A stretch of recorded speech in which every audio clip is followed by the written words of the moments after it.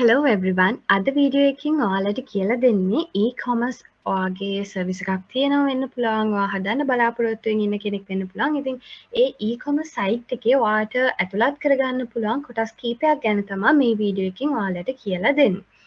ඉතින් e-commerce service එක ගැන කතා කළොත් එහෙම e-commerce සර්විස් එක හරහා ඔයාට පුළුවන් ඔයාගේ තියෙන ප්‍රොඩක්ට් එකක් වේවා, ප්‍රොඩක්ට්ස් කිහිපයක් වේවා, එහෙමත් නැත්නම් සර්විස් එකක් වේවා, ඒ ඕනම දෙයක් ඔයාට අවශ්‍ය පරිදි මේ සයිට් එක හරහා මේ සර්විස් එක හරහා ඔයාලට සෙල් කරගැනීමේ හැකියාව තියෙනවා.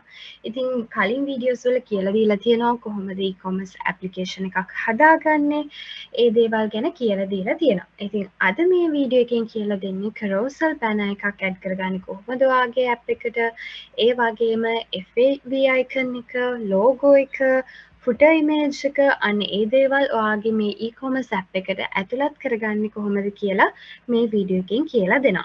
ඉතින් අපි මුලින්ම බලමු carousel banner එක කොහොමද add කරන්නේ කියලා. මෙන්න මෙතන තියෙන මේ carousel banner කියන බටන් එක ක්ලික් කරපුවාම ඔයාලට බලා ගන්න පුළුවන්. මෙතන දැන්ටම අපි මොන හරි carousel banners add කරලා තියෙනවා නම් ඒ දේවල් බලා ගන්න පුළුවන්. ඒවා edit කරන්න, delete කරන්න හැකියාව තියෙනවා. අලුතෙන් image එකක් add කරන්න හැකියාව තියෙනවා. ඉතින් add image ගිහිල්ලා ඔයා මෙතෙන්දී ඔයාට මේ දීලා තියෙන recommended size එකට අදාළව image එකක් browse කරගන්න හැකියාව තියෙනවා. ඉතින් මෙතෙන්දී මම already තියෙන image එකක් අරගෙන ඒක ඇතුළත් කරගන්නවා. ඊට පස්සේ අපිට අපි තෝරගත් image එක crop කරලා save කරගන්න පුළුවන්. ඊට පස්සේ අපි ඇතුළත් කරගත්ත image එකට අපේ reference එකක් විදිහට අපි නමක් ඇතුළත් කරගන්නවා.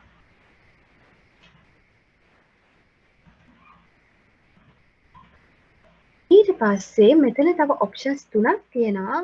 ඔයාලට පුළුවන් මේ ඇතුළත් කරගන්න banner එක, මේ image එක ඔයාගේ category එකකට link කරගන්න.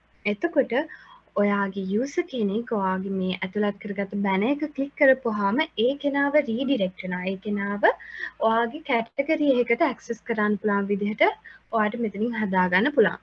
එහෙම නැත්නම් කෙලින්ම ඒ product එකට redirect වෙන විදිහට ඔයාට හදාගන්නත් පුළුවන්. උදාහරණයක් විදිහට ගත්තොත් මම මෙතනදී එක product එකකට අදාළව, ඒ කියන්නේ ඇඳුමක් ගත්තොත් එහෙම ඒ ඇඳුමේ ෆොටෝ එකක් මම මෙතෙන්දී ඇතුළත් කර ගන්නවා. ඊට පස්සේ මම ඒ ඇඳුමට අදාළ ඒ ප්‍රොඩක්ට් එක කෙලින්ම මම මෙතන ටික් කරලා ඊට පස්සේ අදාළ ප්‍රොඩක්ට් එක මම මෙතනින් ඇතුළත් කර ගන්නවා. මෙතනින් දැන් මම මුලින්ම සිලෙක්ට් කර ගන්නවා කැටගරි එක. ඊට පස්සේ ඊට අදාළ ප්‍රොඩක්ට් එක මම සිලෙක්ට් කරගන්නවා. එතකොට අපි මේ ඇතුළත් කරලා තියෙන ඉමේජ් එකට අදාළව තියෙන ප්‍රොඩක්ට් එකට ඒ යූසර්ව එකපාරටම රීඩිරෙක්ට් වෙනවා. එයා ක්ලික් කරපු ගමන් ඒ අදාළ ප්‍රොඩක්ට් එකට යනවා. එතකොට එතනින් එයාට ඒ ප්‍රොඩක්ට් ඩීටේල්ස් බලාගෙන ඒ අයිටම් එක පර්චේස් කරගන්න පුළුවන්. ඉතින් අන්න ඒ විදිහට එහෙම නැත්නම් අපිට පුළුවන් කෙලින්ම කැටගරි එකට යන්න, ප්‍රොඩක්ට් එකට යන්න. අන්න ඒ විදිහට ඔයාට කැමති විදිහට ඔයාට මේ carousel banners කියන option එක පාවිච්චි කරලා ඔයාගේ products වලට link කරලා හදාගන්න පුළුවන්. ඊට අමතරව ඔයාට පුළුවන් අවශ්‍ය නම් external link එකක් ඔයාට add කරගෙන ඒකට මේ image එක link කරලා redirect වෙන විදිහට හදාගන්න පුළුවන්. ඉතින් ඔයාලට සමහර විට අවශ්‍ය වෙන්න පුළුවන් කිසිම linkage එකක් ඇතුළත් කරන්න නැතුව නිකන් carousel banner එක ඒ image එක විතරක් ඔයාගේ service එක ඇතුලේ display වෙන විදිහට හදන්න. එතකොට ඉතින් ඔයාලට මේ options කිසිම දෙයක් ටික් කරන්න ඕනේ නැහැ. මෙතන තියෙන්නේ ඔයාගේ image එකට අදාළව නම ඇතුළත් කරගන්නවා. ඊට පස්සේ අදාළ image එක ඇතුළත් කරගන්නවා. save කියන option එක click කරපුවාම ඔයාගේ මේ carousel banner එක ඔයාගේ service එක ඇතුලේ display වෙනවා. හරි. අපි ඊළඟට බලමු කොහොමද ඔයාගේ සර්විස් එකට ලෝගෝ එකක් ඇඩ් කරගන්නේ කියලා. මෙන්න මෙතන add logo කොටසට ගිහිල්ලා ඔයාලට පෙන්නනවා මෙතන දැන්ටම මේ සර්විස් එකේ තියෙන මේ existing template එකේ තියෙන ලෝගෝ එක.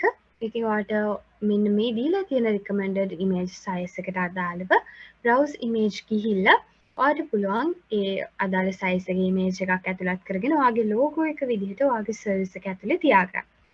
ඉතින් ඒ විදිහට ගත්තාම මෙන්න මේ සර්විස් එකේ ලෝගෝ එක ඩිස්ප්ලේ වෙනවා මෙන්න මෙතන.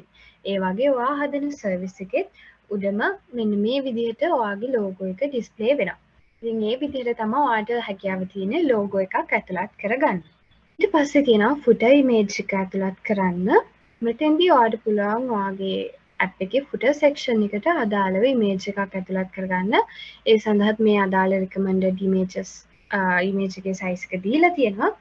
ඒ අදාළ image එක ඔයාලට ඇතුළත් කරගන්න පුළුවන්. එතකොට footer section එකේ අපි මෙන්න මේ service එකේ ගත්තාම මෙන්න මෙතන තමයි ඔයා ඒ ඇතුළත් කරගත්ත image එක display වෙන්නේ. ඊට පස්සේ තියෙනවා FAV icon එක. ඉතින් FAV icon එක ඔයාලට අවස්ථාව නැහැ PNG form එකේ ඒ විදිහට අපිට image එකක් විදිහට ඇතුළත් කරගන්න බෑ. ඒක ICO කියන format එකකින් අපි ඇතුළත් කරගන්න ඕන. ඉතින් ඔයාලට පුළුවන් Google එකේ search කරලා කොහොමද file එකක් convert කරගන්න ICO කියන method එකට ඒ විදිහට ඒ file එකක් විදිහට convert කරගෙන ඔයාලට පුළුවන් මෙතන ඒ ෆයිල් එක ඇතුළත් කරගන්න. දැන් මම මේ විදිහට හදාගත්ත ෆයිල් එකක් මගේ FAV icon එක විදිහට ඇතුළත් කරනවා.